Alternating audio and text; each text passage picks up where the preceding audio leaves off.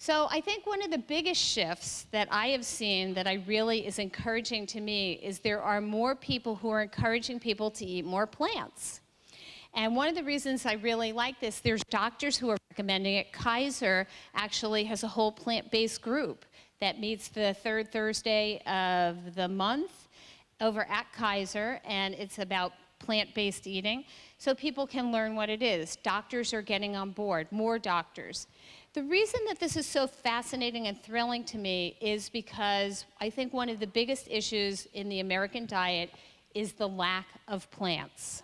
I just read a study the other day about a group, a hunter-gatherer group from Africa called the Hazda.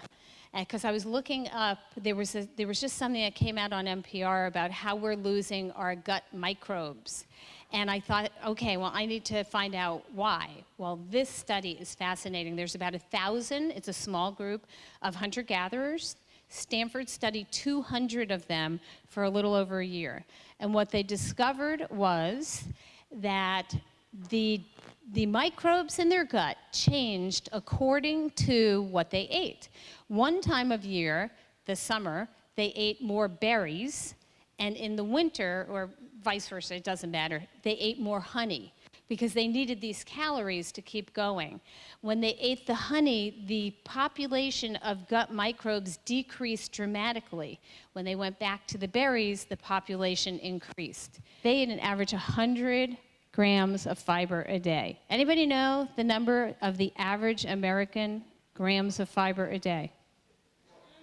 15. 15. I asked my husband, how many do you think you eat? He said, oh, I don't know, like 50. I go, yeah, you'd be good at 35. So our fiber only comes from plant foods, and this is what's so important.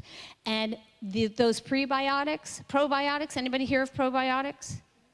Anybody alive? Yeah, because if you're alive, you've heard of probiotics. We have prebiotics. They stimulate our gut. So the plant foods actually stimulate our gut to produce probiotics. And so that's why we need fiber. There's a woman I know, her name's Paulette Chandler. She's a doctor in Boston. She did a study with her patients. She did this thing called Get 30 or something like that. And all she told her patients was she taught them to get 30 grams of fiber a day. Everything changed for them. She didn't tell them anything else. Get 30 grams of fiber a day. So they had a list of all the fiber in foods, and they did it. Their blood pressure dropped, their blood glucose was better, they lost weight, they felt better, they had more energy. I'm like, what a concept. So eating more plants is extremely important. And then the other thing that's so interesting that I notice, because I do these things, is people are getting more enthused about foraging. Mushrooms, because we live in a mushroom area. But there was an article in the Press Democrat the other day, I don't know if anybody saw it, about foraging for seaweed.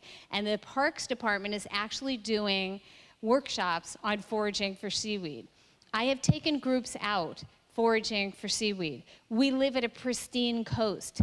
We can forage at our coast. You got to learn a little bit, but it is amazing. And this sea vegetables are part of the future of food. This picture right here, it's not a good picture. That's me in the water at Shell Beach with my boots on and my basket of sea vegetables in my hand and my bag in my hand.